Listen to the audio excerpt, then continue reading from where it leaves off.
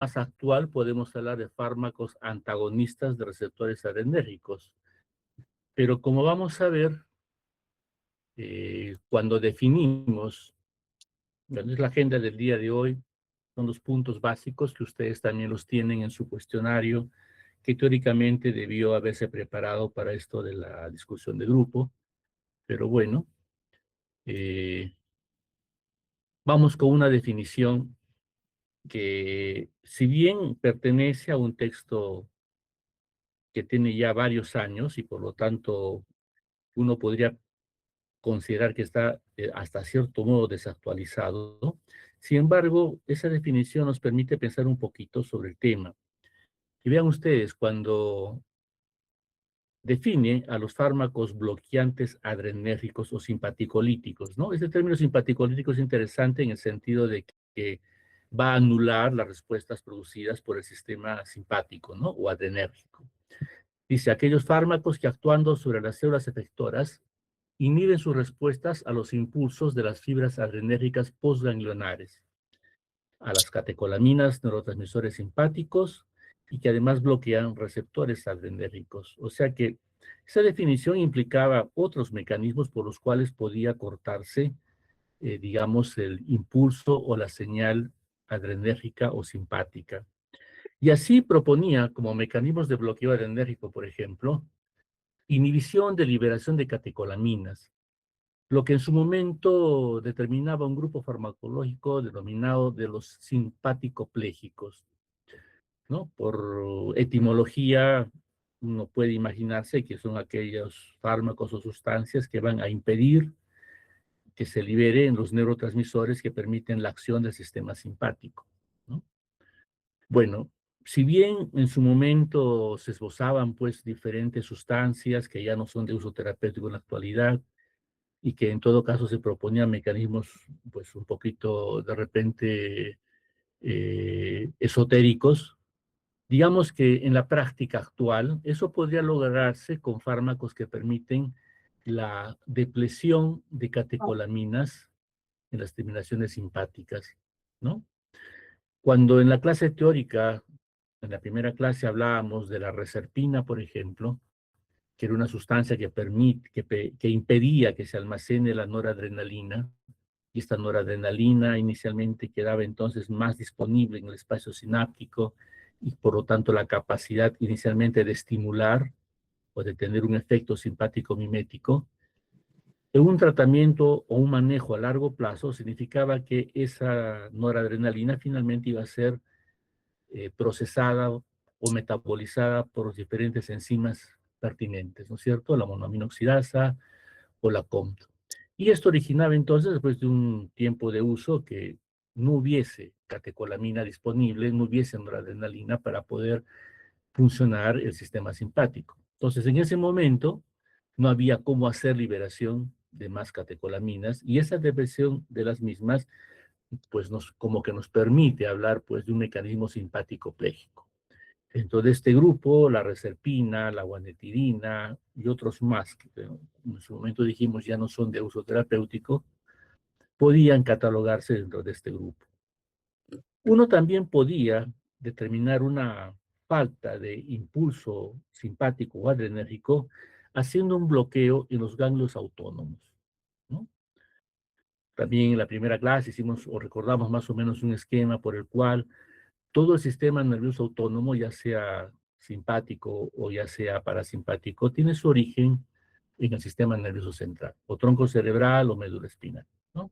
A partir de allí, una neurona preganglionar hace sinapsis en un ganglio autónomo y a partir de allí, una segunda neurona es la que va a permitir inervar diferentes órganos efectores.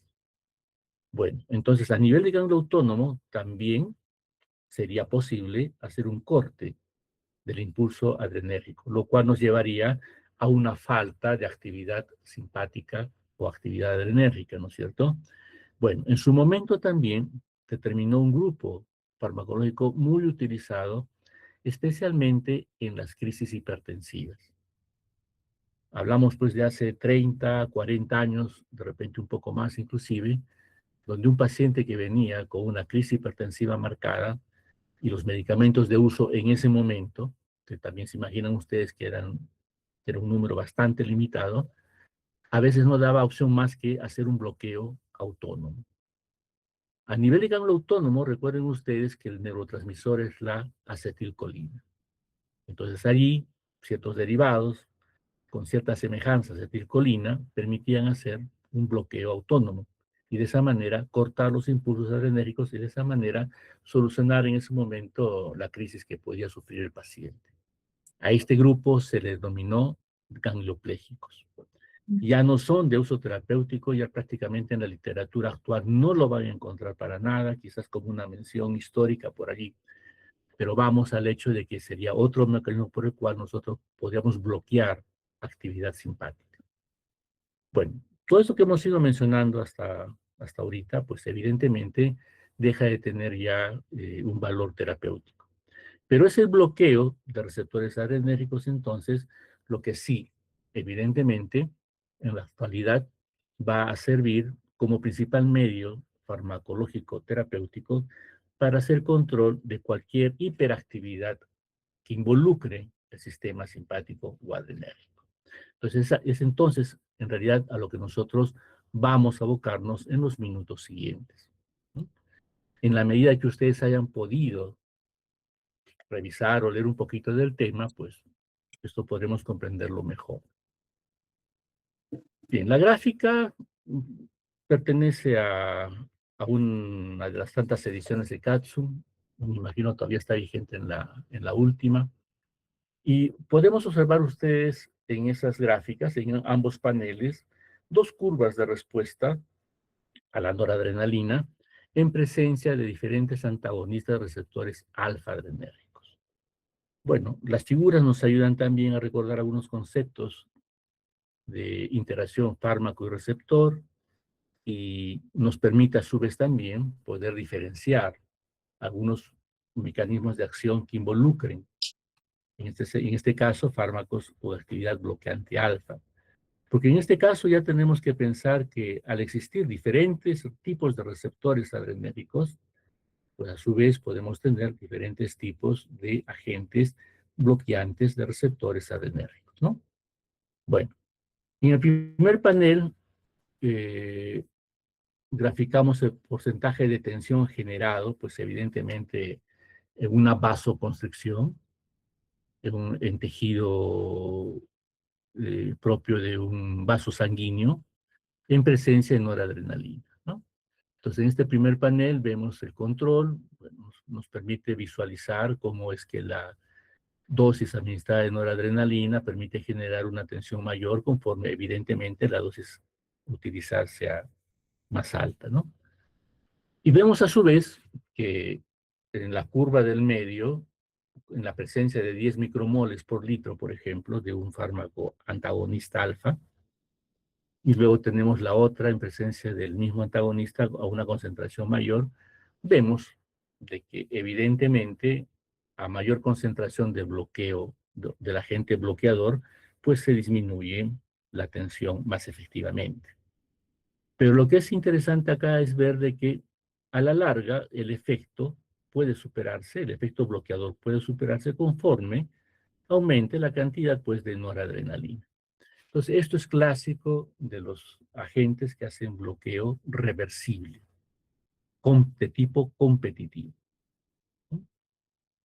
En cambio, en el otro panel encontramos de que el uso de dosis aumentadas de algún otro derivado bloqueante alfa, las curvas finalmente nunca alcanzarán o no podrán alcanzar el nivel del control, lo que significa que de alguna manera el receptor alfa-adrenérgico ha sido alterado, lo cual suele ser esto representativo de antagonismos no competitivos e inclusive de bloqueos irreversibles, ¿no? Conforme mayor dosis se utilice de bloqueante, como vemos acá, pues evidentemente la respuesta va a ser menor porque hay un menor número de receptores que puedan estar respondiendo a la actividad, en este caso, de noradrenalina. Y es así entonces que nosotros podemos diferenciar en la práctica que hay antagonistas de receptores alfa que pueden ser competitivos, pueden ser no competitivos, pueden ser reversibles o pueden ser irreversibles, ¿no? Y esto entonces nos adentra al hecho de que los antagonistas alfa, en consecuencia, pueden ser, además de no selectivos o selectivos, porque a su vez también hemos mencionado de que hay receptores alfa 1, alfa 2, e inclusive dentro de los alfa 1 podríamos establecer subclases. Vamos a hablar de aquellos que son irreversibles, irreversibles especialmente cuando hablamos de los no selectivos. Y en este caso, lo típico es hablar de fenoxibensamina como elemento irreversible y de fentolamina y tolazolina como elementos reversibles. Ambos, fentolamina, tolazolina, entonces, son de uso muy limitado. La verdad es que también fenoxibensamina lo va a hacer porque sus indicaciones son muy restringidas. Esto a diferencia de los selectivos, donde los de uso común son prazosina, terazocin, doxazocina, tamsulosina, pero no puede dejarse de mencionar en algún momento que también derivados de la ergotamina han sido o son considerados como elementos antagonistas receptores alfa. Es más, en su estado natural, estos alcaloides, porque son alcaloides derivados del cornezuelo de centeno, se comportan como agonistas parciales. O sea que no solamente producirían un antagonismo o bloqueo de receptores alfa, sino también podrían producir un antagonismo.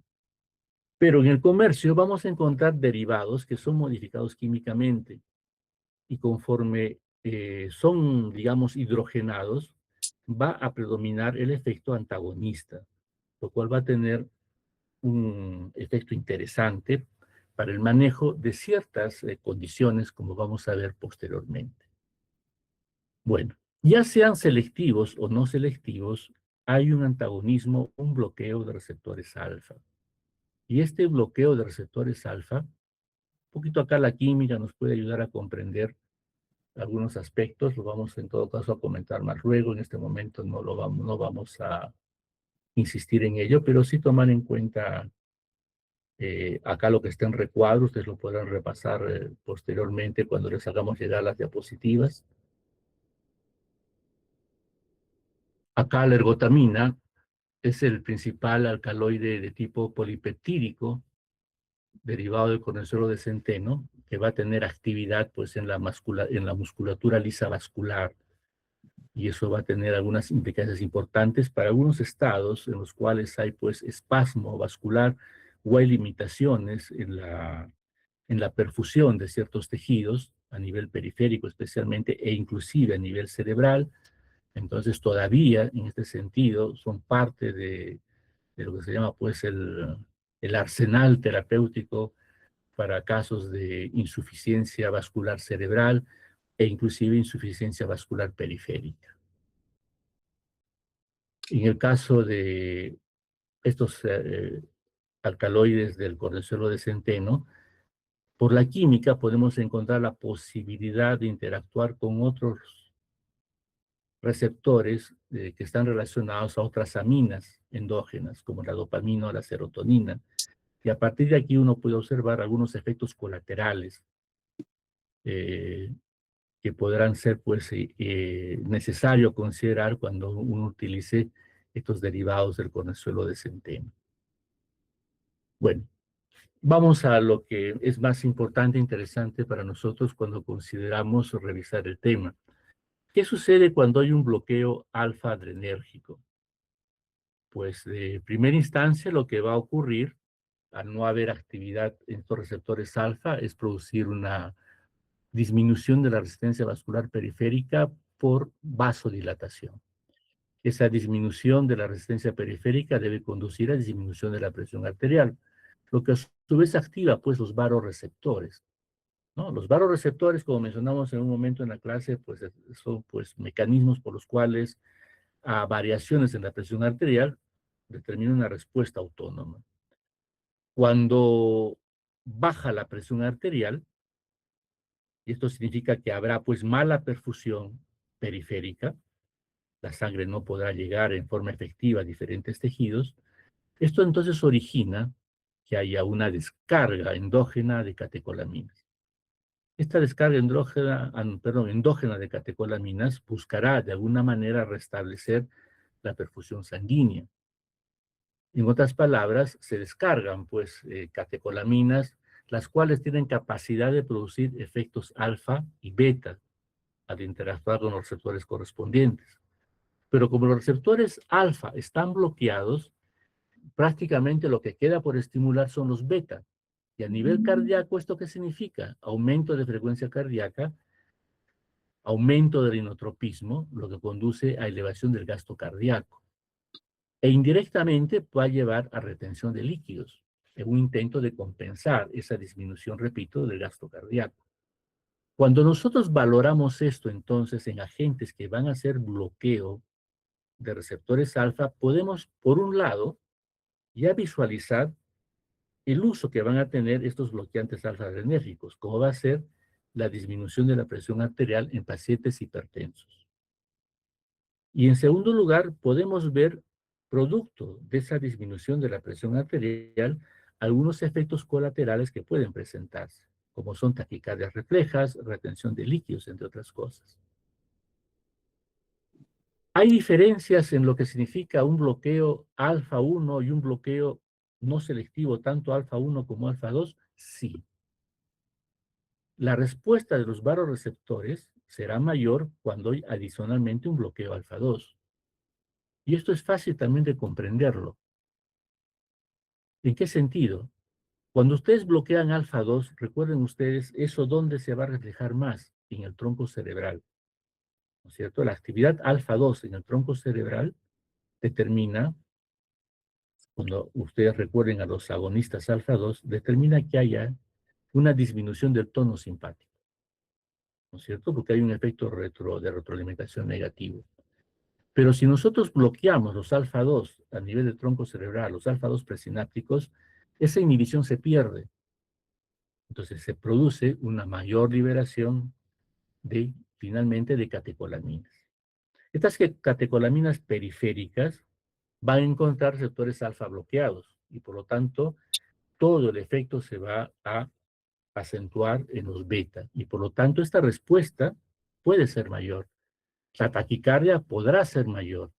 La elevación o retención de líquidos podrá ser mayor en aquellos bloqueadores que son no selectivos. O sea que además de alfa-1, también bloqueen alfa-2. Entonces, cuando nosotros recordamos cuáles son los receptores no selectivos, vamos a ver que están, por un lado, la fenoxibenzamina y por el otro lado, me refiero a los reversibles, estarán la tolazolina y la fentolamina. Uno podría pensar entonces que estos fármacos podrían ser bastante efectivos para bajar la presión arterial, pero si ustedes revisan, digamos, las guías terapéuticas para manejo de presión arterial, prácticamente estos no se mencionan para nada. Pero entonces, ¿dónde está su utilidad? La utilidad básica está en una condición denominada feocromocitoma. A estas alturas creo que ustedes ya están perfectamente en conocimiento que es el feocromocitoma resulta pues por la presencia de un tumor en la médula suprarrenal que libera catecolaminas, principalmente adrenalina y un poquito en menor proporción la noradrenalina. Entonces, este exceso de catecolaminas determina una actividad importante que conlleva a crisis hipertensivas. ¿Ok? Ahora, estas crisis hipertensivas son muy marcadas en el sentido de que lo que está elevado es la resistencia vascular periférica. Estas crisis hipertensivas podrían conducir inclusive a ASVs, entre las principales complicaciones. Bueno, entonces el manejo de esta condición implica necesariamente el bloqueo alfa-adrenérgico. Pero aún así ustedes no olviden lo que tenemos en la gráfica. El bloqueo alfa-adrenérgico me va a conducir a una respuesta compensatoria importante con aumento de frecuencia cardíaca y retención de líquido, entre otras cosas.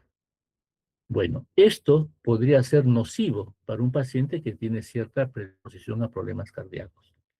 Por lo tanto, en el manejo de un feocromocitoma, si bien allí es importante disminuir el tono alfa, y es básicamente la indicación que tienen estos alfa bloqueadores no selectivos del feocromocitoma, es indispensable que tengan que acompañarse de un agente de bloqueo beta-adrenérgico, porque este aumento compensatorio en la frecuencia cardíaca, e inclusive el inotropismo y el aumento de retención de líquidos puede jugar un papel no apropiado para el paciente. ¿Ok? Bien. Más allá de este efecto, digamos, notorio con respecto a los agentes alfa no selectivos, bloqueantes alfa no selectivos, para el manejo de feocromocitoma, con las implicancias que hemos visto, entonces hay que tener presente que esto también se va a dar en una menor escala, evidentemente, cuando hacemos un bloqueo alfa selectivo. ¿Ok?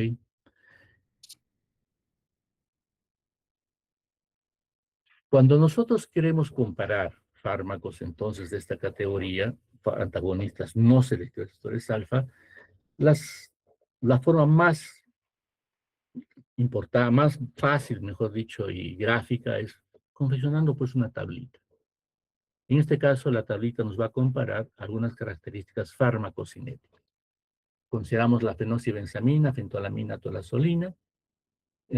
Acá, bajo el tópico de absorción, consideramos básicamente la vía de administración y vemos que en el caso de fentolamina el uso es parenteral. En este caso es fácil intuir entonces que su uso va a ser para crisis, ¿no es cierto?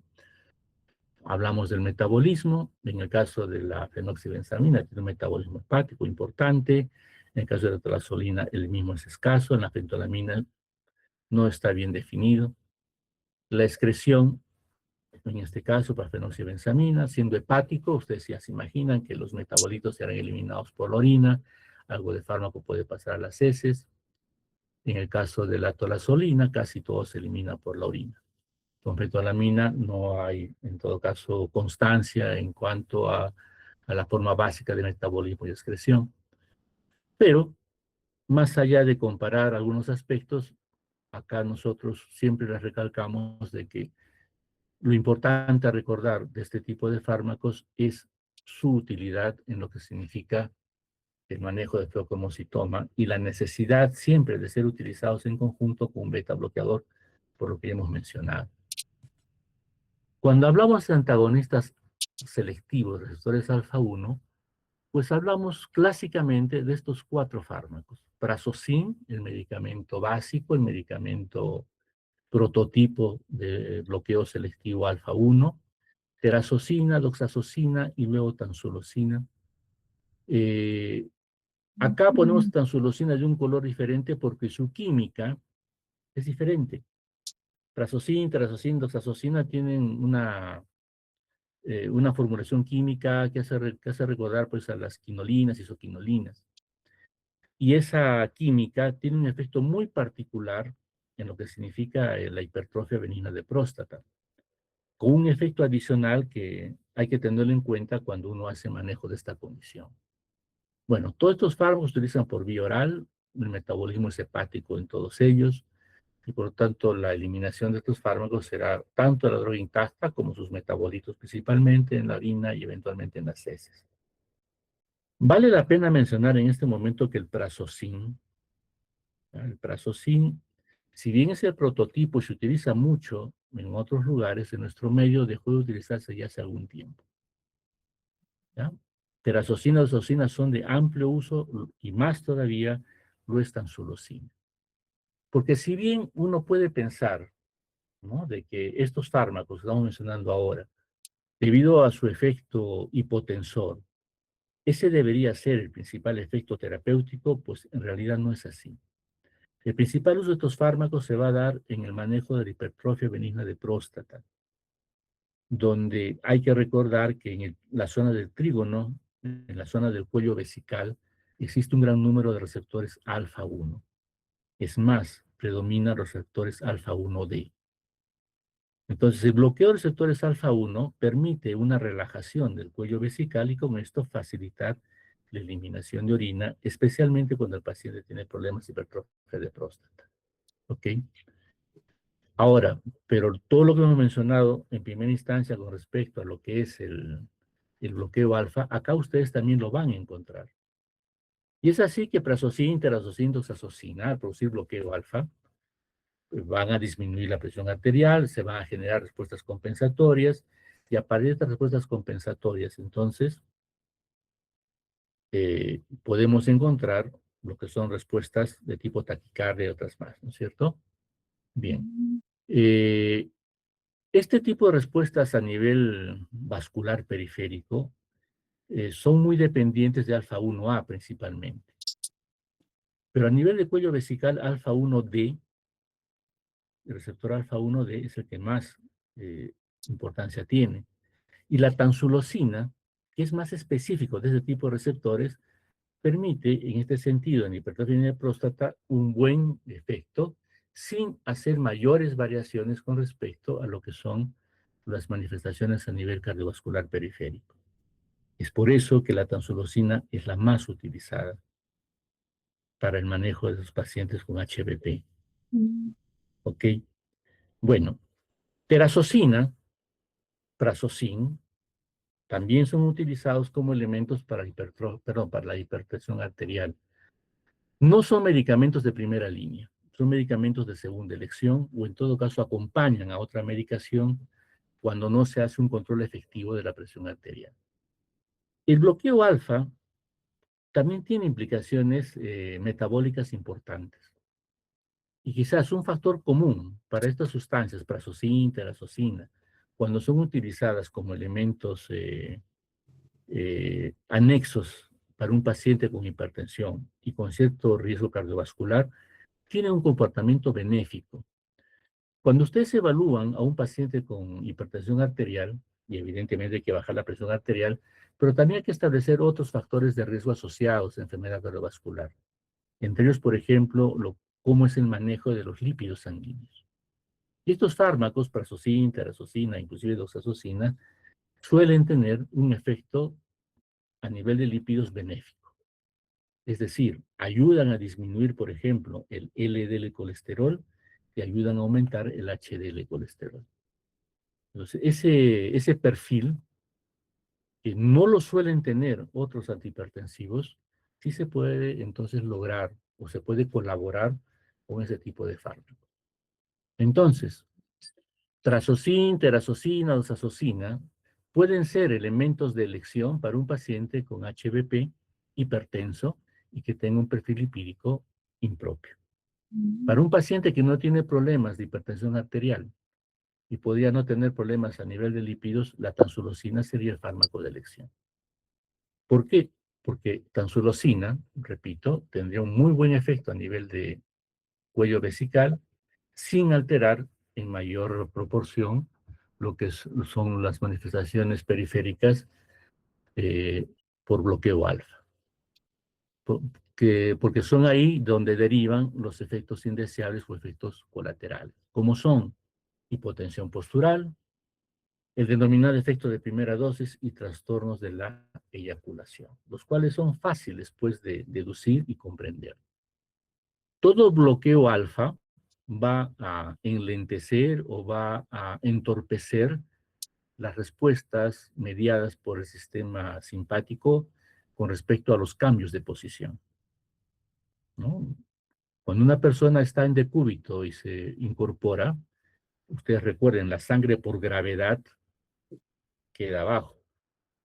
Entonces, eventualmente va a haber pues una disminución de líquido, perdón, de sangre circulante, especialmente a nivel del cerebro.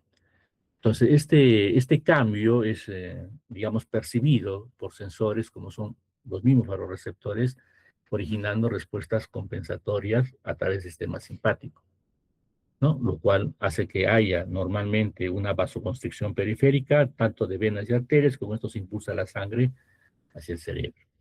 Pero cuando nosotros estamos, pues, alterando estas respuestas simpáticas, ¿no? Son simpaticolíticos propiamente, entonces, pues, esta irrigación va a fallar. Y de ahí viene la hipotensión postural, hipotensión ortostática.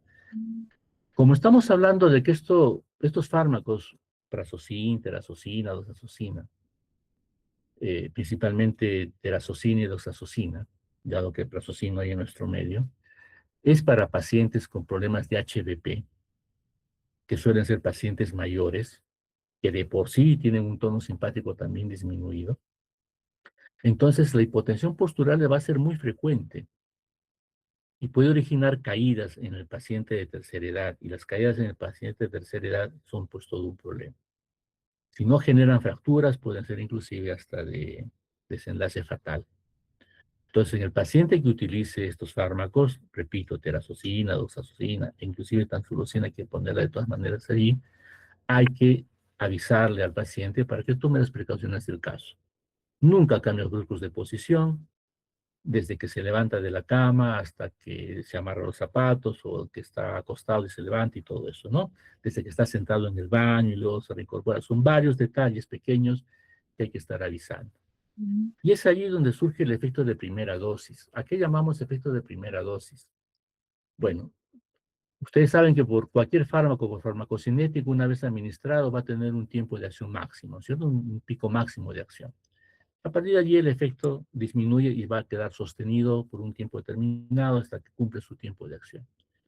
Bueno, si nosotros, por ejemplo, consideramos la administración del medicamento en particular durante la mañana a estos pacientes, porque hablamos básicamente del paciente con HBP y de tercera edad, cuando él está en pleno, digamos, en plena actividad, el efecto máximo, el efecto pico, se presentará pues más o menos a las 2 horas de haber tomado el medicamento. Entonces, ese efecto que puede condicionar caídas fácilmente se puede manifestar. En cambio, si el paciente toma el medicamento en la noche, cuando está a punto de dormir, el efecto máximo coincidirá pues con horas de sueño. Y cuando el paciente al día siguiente se levante, se incorpore de la cama, entonces hay que suponer que ya no va a ser un efecto tan importante. Y de allí minimizamos en consecuencia los efectos ortostáticos. Luego tendremos los trastornos de eyaculación. Cualquier fármaco que altere el funcionamiento del sistema simpático, pues evidentemente,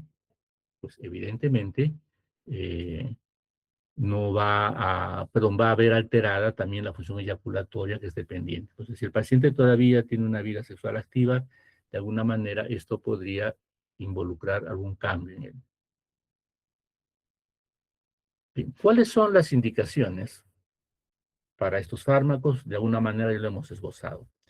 Hipertensión arterial primaria, buscando un perfil lipídico favorable, hipertrofia uterina de próstata, y acá especificamos ese detalle que mencionamos para esos antagonistas alfa 1, como son terazocina y doxazocina. Por su química, va a haber un efecto adicional que induce la apoptosis del tejido muscular liso de la próstata, lo cual ayuda, en un tratamiento más o menos prolongado, a disminuir la masa correspondiente, lo cual puede tener un papel adicional para estos pacientes. Se han utilizado también los bloqueadores alfa en el manejo de la insuficiencia cardíaca congestiva. ¿En qué se basa este funcionamiento? Bueno, podrá entenderse mejor cuando se realice la revisión correspondiente del tema de insuficiencia cardíaca. Pero vamos al hecho a grandes rasgos siguiente. Cuando el corazón funciona mal y por lo tanto no hay buena perfusión de los tejidos, puede haber inclusive disminución de presión arterial. Bueno, de cualquier manera, ese sufrimiento, si quieren ustedes periférico, por falta de un aporte sanguíneo adecuado, determina activación de respuestas compensatorias. Entre las primeras respuestas compensatorias están las del sistema simpático. La mala perfusión entonces favorece liberación de catecolaminas endógenas. Estas catecolaminas buscan de alguna manera entonces, por un lado, aumentando la frecuencia cardíaca, aumentando el inotropismo, favorecer la función cardíaca, evidentemente. Pero, a nivel periférico, los efectos alfa pueden producir vasoconstricción. Al producir vasoconstricción, hay un aumento de resistencia vascular que determina una dificultad para que el corazón pueda trabajar adecuadamente. Exigiría, en otras palabras, un mayor esfuerzo cardíaco. Entonces, para intentar que el esfuerzo compensatorio funcione mejor, uno puede intentar el bloqueo alfa, ¿no? El bloqueo alfa determinaría disminución de resistencia vascular periférica y con esto podría aliviar un poquito el esfuerzo cardíaco en el paciente que tiene insuficiencia cardíaca, evidentemente. Entonces, en teoría y en la práctica, esto puede sintomáticamente aliviar. Pero sin embargo, como ustedes pueden ver allí, no hay aumento en el promedio de vida del paciente. Entonces, acá hay que sopesar a veces esas cositas. Uno puede mejorar sintomáticamente una condición, pero a la larga, digamos, no aumenta la sobrevida. En el caso de insuficiencia cardíaca, son tópicos que serán comprendidos mejor cuando los revisemos y en todo caso, recordar un poquito la fisiopatología y el curso clínico de esta entidad.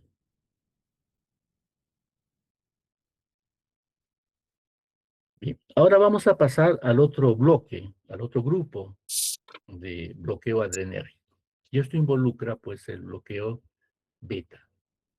Entonces, igual acá tenemos unas gráficas obtenidas a partir del uso de, o la estimulación con epinefrina, como ustedes pueden ver aquí, y el uso de un bloqueante adrenérgico beta, como es en este caso el propranolol.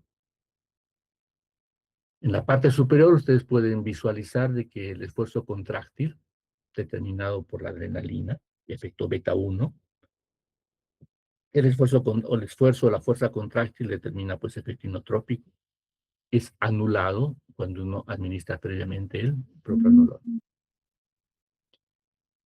La presión arterial. Ustedes pueden ver también aquí lo que ocurre cuando se administra adrenalina y cómo el uso de propranolol altera el curso de esta respuesta. La respuesta sistólica, de repente, puede ser más o menos mantenida. Pero vean ustedes con la diastólica. El flujo aórtico, en buena cuenta, disminuye. Acá la presión diferencial es amplia. Acá la presión diferencial, la diferencia entre sistólica y diastólica es menor. Hay afectación al respecto. Y finalmente, lo más notorio, la frecuencia cardíaca. Acá lo que determina la adrenalina y acá en presencia de propranolol. Disminución neta, hasta una pequeña variación en negativo de la frecuencia cardíaca. Entonces, esto nos lleva pues a visualizar o comprender también cómo estos fármacos beta bloqueadores van a tener implicancias terapéuticas que nosotros podemos deducirlas a partir del mismo esquema de flujo que hemos visto con el bloqueo alfa. Cuando hacemos bloqueo beta, entonces, ¿qué sucede? Va a haber disminución del gasto cardíaco, ya sea porque la frecuencia cardíaca disminuye, como también disminuye el inotropismo, ¿no? La fuerza de contracción. La disminución del gasto cardíaco conduce a disminución de la presión arterial, lo que a su vez que conduce a activación de vasoreceptores. Disminuye la frecuencia, perdón, el gasto cardíaco, la presión arterial, entonces se activan liberación de catecolaminas endógenas. Estas catecolaminas endógenas en circulación buscarán receptores en los cuales actuar. De estos receptores, los beta van a estar bloqueados. Por lo tanto, solo nos quedan receptores alfa. ¿Y qué pasa cuando bloqueamos alfa? Pues podemos producir vasoconstricción y aumento de resistencia vascular periférica. ¿Ok? Entonces, vean ustedes, de este esquema podemos intuir acciones terapéuticas o farmacológicas favorables para el paciente por bloqueo beta. Disminución de frecuencia cardíaca, lo que puede estar asociado a cierto tipo de arritmias, por ejemplo, especialmente las taquiarritmias. Inotropismo alterado a nivel cardíaco, entonces, si bien es menos frecuente, eventualmente también podría ser un motivo de aplicación terapéutica. Pero es básicamente la disminución de la presión arterial, el efecto terapéutico con el cual muchos de estos fármacos beta bloqueadores van a ser utilizados. Pero vamos al hecho de que las respuestas compensatorias, al originar un aumento de resistencia, pueden originar también, a su vez, efectos colaterales e indeseables, principalmente a nivel de flujo sanguíneo periférico.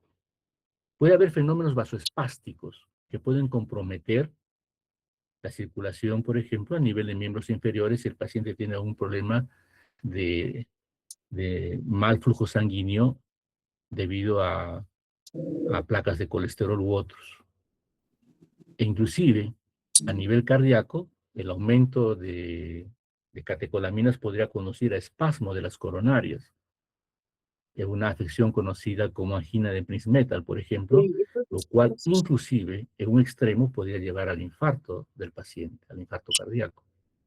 Entonces, recordar que el bloqueo beta por disminución de frecuencia cardíaca y de la fuerza de contracción conduce a disminución del gasto cardíaco con disminución de presión arterial. Esto conduce a activación de respuestas simpáticas compensatorias que van a llevar sobre todo a fenómenos vasoespásticos periféricos. Mm. Los antagonistas receptores beta pueden ser clasificados como no selectivos o como selectivos. Los receptores no selectivos, perdón, los antagonistas beta no selectivos, pues evidentemente implican bloqueo beta 1 y beta 2. Los selectivos básicamente se refieren a bloqueo beta 1. Vamos a encontrar un número importante de fármacos a nuestra disposición.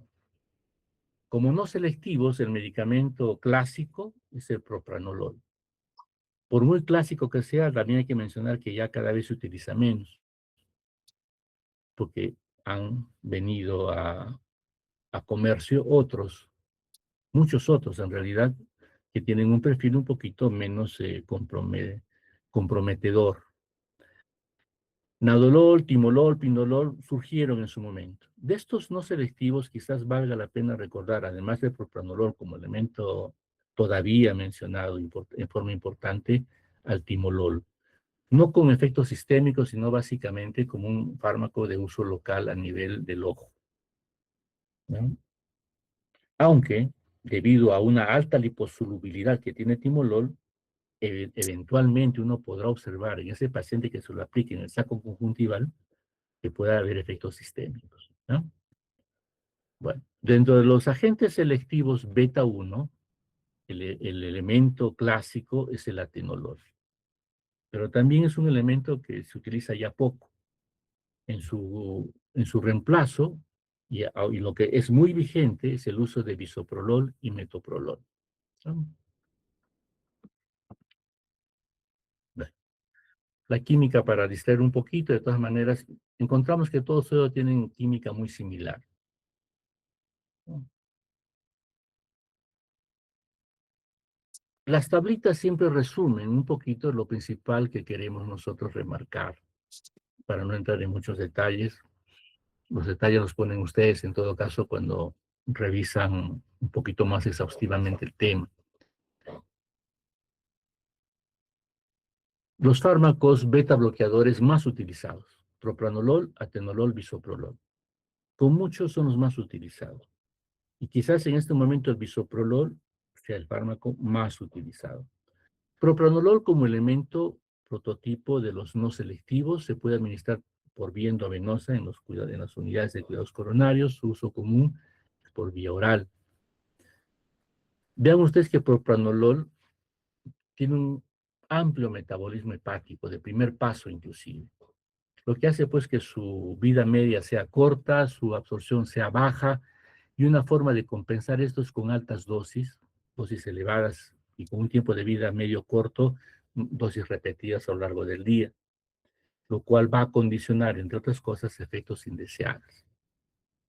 El atenolol es un fármaco selectivo, lo encontramos para uso por vía oral. Su metabolismo también hepático no tiene es más o menos un 35 a 40%, para diferenciarlo del propranolol, que es pues entre el 60 o más por ciento de metabolismo hepático. Su tiempo de vida medio de atenolol es un poquito más prolongado, y a diferencia de propranolol, atenolol no es tan liposoluble, y esto hace de que no alcance en forma, digamos, importante el sistema nervioso central, y a partir de allí haya pues menos efectos indeseables con el uso de atenolol. La gran ventaja del bisoprolol, que también es un beta bloqueador selectivo, es de que tiene un tiempo de vida medio prolongado. Y ese tiempo de vida medio prolongado facilita la dosificación. Tiene una buena potencia, es bastante efectivo y tiempo de vida medio prolongado, por lo cual hace de que sea el medicamento de uso más común en la actualidad. Entonces, no olvidarse por eso del bisoprolol. En algún momento se hablaba de los fármacos con actividad simpático-mimética intrínseca, ¿no? Es una característica que podemos nosotros farmacológicamente resumirla en agonismo parcial. Esto significa que no son antagonistas per se, y no son agonistas parciales. Recuerden ustedes que un agonista parcial depende un poquito las condiciones en las cuales funciona para poder manifestarse, ya sea como antagonista o ya sea como agonista. El hecho es que ese agonismo parcial hace que los efectos, en todo caso de bloqueo beta, no sean tan contundentes. Y al no ser tan contundentes, permite que el paciente tolere mejor, ¿no? Tolere mejor ciertas condiciones. Entonces, estos fármacos con actividad simpático-mimética intrínseca, en algún momento tuvieron pues algún auge en el manejo terapéutico de varios pacientes. Sin embargo, los diferentes estudios, metaanálisis y todo ello no le dan mayor, digamos, mayor importancia en realidad. Por lo tanto, deja de ser una característica, salvo en ciertas condiciones muy específicas. Pueden producir cambios en lípidos, disminución de gasto cardíaco, presión arterial, consumo de oxígeno, de una manera menos marcada, por ejemplo, que con los fármacos antagonistas o beta bloqueadores sin actividad simpático-mimética intrínseca, ¿no? El más utilizado de todos estos en su momento fue el pindolol y el acebutolol. Bueno, en la actualidad pienso que el uso ya es muy limitado, pero bueno. Entonces, esto nos lleva a hablar de otro grupo, de otra clase, si quieren ustedes, de beta bloqueadores, también denominados de tercera generación, que son los beta bloqueadores con acciones vasodilatadoras, ¿no?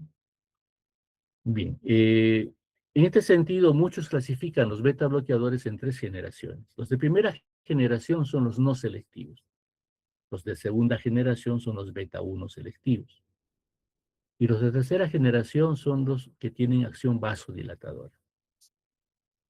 Esta acción vasodilatadora puede deberse a que se bloquea a la vez alfa y beta, ¿no? Lo que es característica del bloqueo alfa y beta, pues de algunos fármacos de uso común.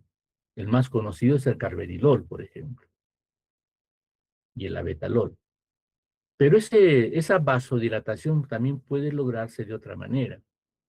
Por ejemplo, mediante bloqueo de canales de calcio, mediante la generación de dióxido nítrico, que pueda producir a su vez vasodilatación.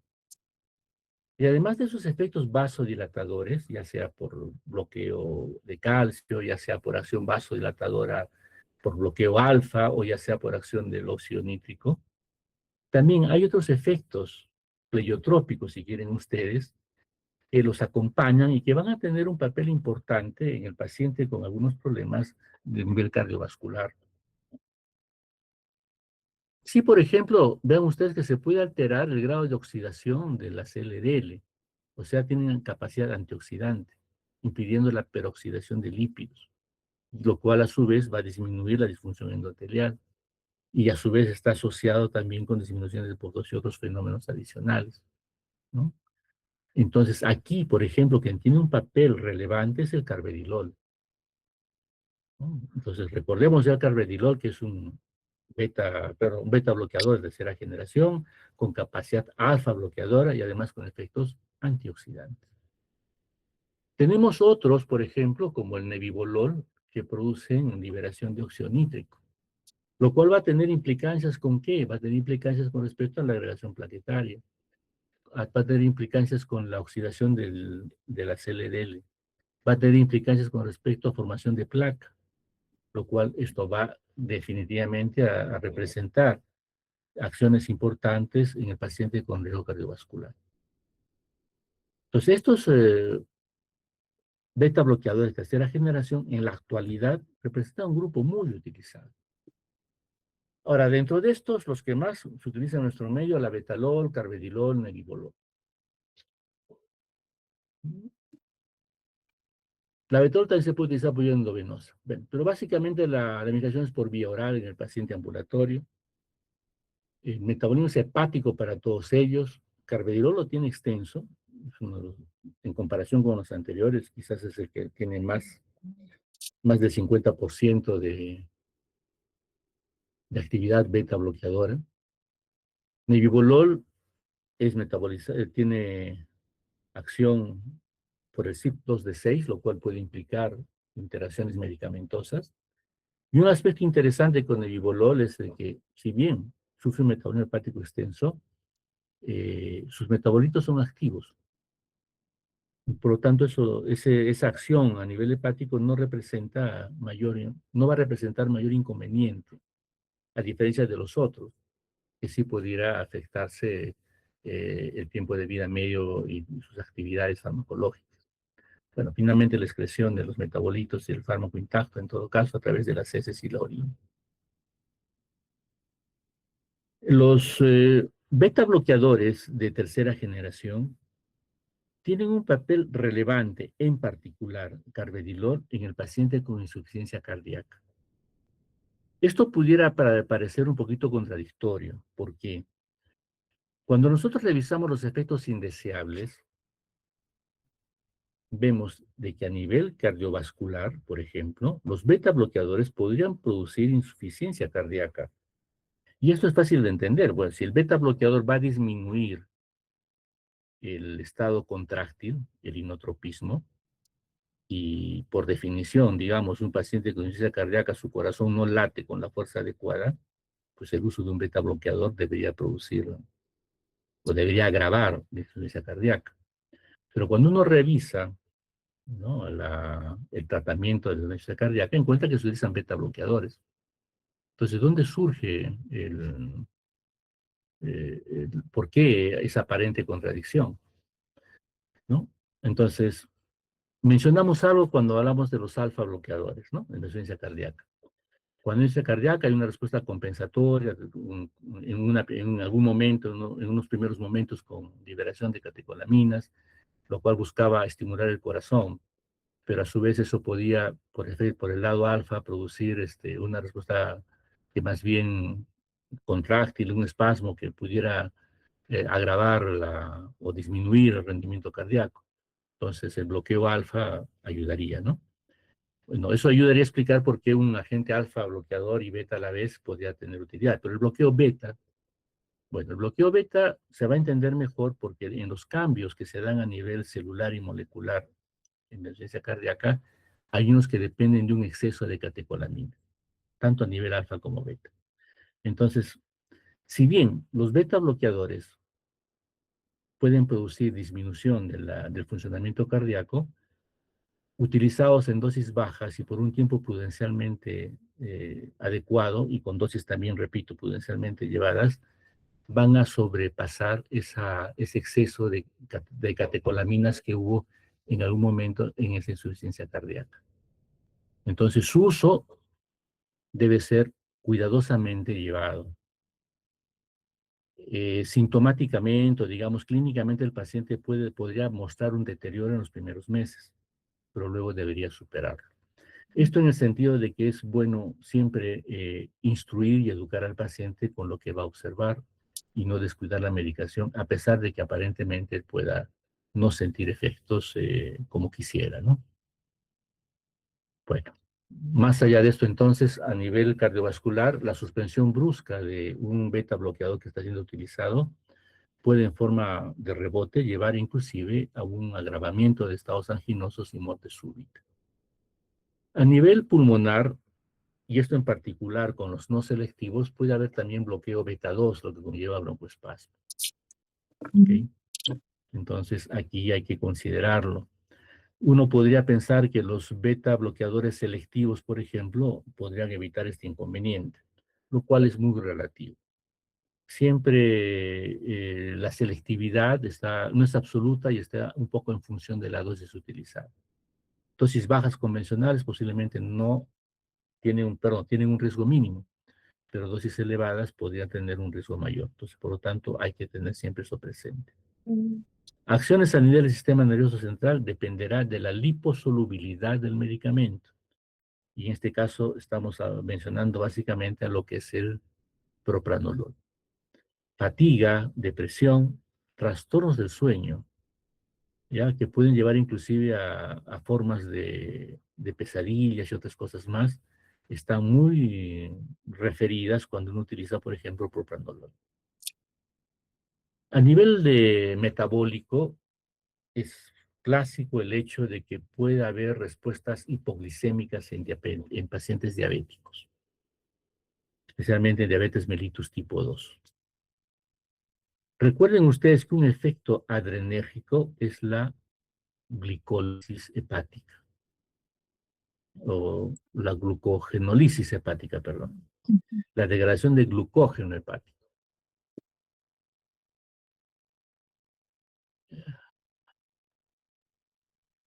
Cuando hay, digamos, cuando un paciente diabético, por ejemplo, recuerden ustedes que parte de su tratamiento es el ejercicio. Entonces, cuando el paciente hace ejercicio y está en ayunas o tiene una disminución calórica en lo que ingiere, entonces se puede generar hipoglicemia, la cual es compensada por la glicogenólisis hepática. Pero si está recibiendo un beta bloqueador, que a su vez bloquea la glicogenólisis, entonces el paciente diabético que está entrando en hipoglicemia no tiene cómo compensar la misma, ¿no? Y al no ser compensada, la hipoglicemia se puede volver entonces sintomática. Entonces ahí viene el riesgo en el paciente diabético tipo 1 especialmente, dependiente de insulina, ¿ok? Muy bien. La disfunción sexual también se ha visto que está asociada, no tanto con trastornos de eyaculación, ¿no? Trastornos de eyaculación es más bien propio del de receptores alfa 1. Los beta más bien tienen que ver con otras fases de la respuesta sexual y por lo tanto también ustedes tienen que tener un cuidado especial en pacientes jóvenes especialmente, donde su actividad sexual es plena. Entonces a partir de allí también hay que considerar que los beta bloqueadores pueden tener un papel importante. Indicaciones de los beta bloqueadores. Pues son variadas, muchas son a nivel cardíaco, vean ustedes, infarto al miocardio. Bueno, ¿por qué el infarto al miocardio? Por diferentes razones. Durante un infarto se pueden generar arritmias cardíacas, principal causa de mortalidad. Entonces un beta bloqueador puede controlarlas.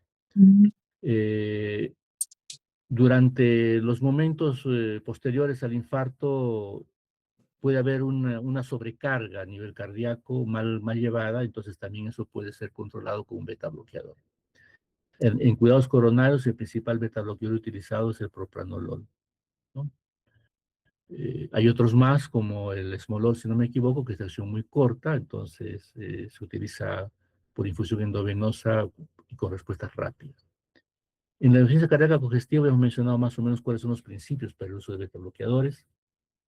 Otras enfermedades cardiovasculares como la angina de pecho. La angina de pecho es un síndrome doloroso generado por el exceso de ejercicio o emociones fuertes. Involucra pues que el corazón está trabajando a un ritmo mayor. Los beta bloqueadores son depresores cardíacos y en consecuencia hacen que disminuya esa necesidad de oxígeno que tiene el corazón en esos momentos en particular. Las arritmias cardíacas, especialmente las taquiarritmias o problemas de conducción auriculoventricular, pueden verse mejoradas con beta bloqueadores. Cuando hablamos de ritmos altos, evidentemente, porque si hablamos de bloqueo en sí, un beta bloqueador sería totalmente impropio. En el caso del glaucoma, el timolol. El timolol es utilizado en forma tópica en el saco conjuntival, pues, ¿qué función cumple en el glaucoma? Pues disminuir la producción de humor acuoso. y con esto disminuir la presión intraocular y alivio del glaucoma, ¿no? Otras indicaciones que tienen los beta bloqueadores en la migraña, en particular el propranolol, es un fármaco que facilita o que, digamos, evita episodios migrañosos y por lo tanto suele ser el medicamento más socorrido para alivio de crisis que son muy frecuentes, muy continuas y determinan pues una mala calidad de vida en el paciente, ¿no? En el hipertiroidismo también se utilizan betabloqueadores. En algún momento mencionamos que en el paciente con hipertiroidismo hay una mayor expresión de receptores adrenérgicos, lo cual lo hace muy susceptible pues, a cambios o actividad simpática. Entonces, una forma de corregir esto es bloqueando receptores, en particular los beta a nivel cardíaco. En el temblor esencial, el temblor muscular, ¿no?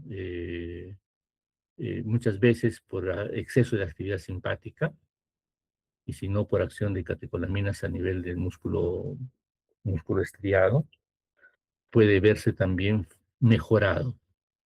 Este temblor esencial, especialmente cuando el paciente pues cursa también con crisis ansiosas, el temblor escénico que muchas veces acompaña pues a ciertas actividades en personas un poquito sensibles, puede ser controlado con beta bloqueadores.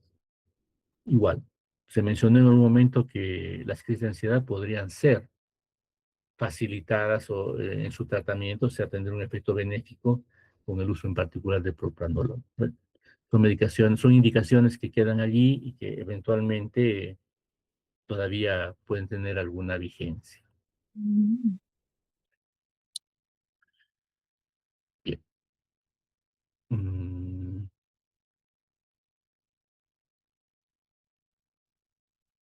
bien, jóvenes. Entonces, esto es básicamente lo que queríamos ustedes, ayudarlos a enfocar el cuestionario que estaban revisando. Evidentemente, esto hay que correlacionarlo con aspectos clínicos, ¿no? Entonces, vamos a poner en pantalla para terminar algunas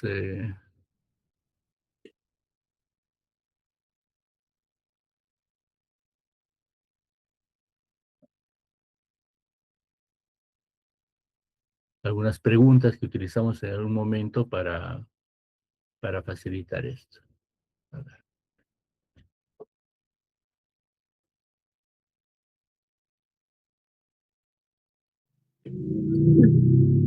Aquí, por ejemplo, ¿no? En un momento para efectos de discusión utilizábamos estas preguntas. Yo se las voy a dejar para que ya en forma personal ustedes puedan, o en grupo, como ustedes prefieran, revisarlas, estudiarlas, ¿no? Desde una muy sencilla como la primera, que es básicamente identificar y clasificar, lo cual no ofrece mayor dificultad realmente, y las otras que pueden tener un poquito más de dificultad en la medida que ustedes puedan aplicar algunos conceptos que hemos tratado de vertirles hoy día, ¿no? Entonces, esto junto con las diapositivas, yo se las voy a hacer llegar a su compañero Leandro en unos minutos más para que puedan tener como elementos de estudio. ¿Ok? Bien.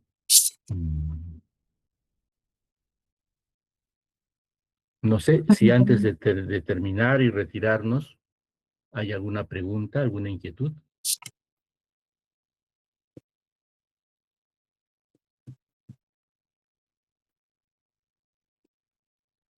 Bien. Si no hay, entonces les agradezco la atención prestada. Espero que en esta sesión hayamos podido ayudarlos. Entonces, les dejo a Leandro Lencar, le voy a mandar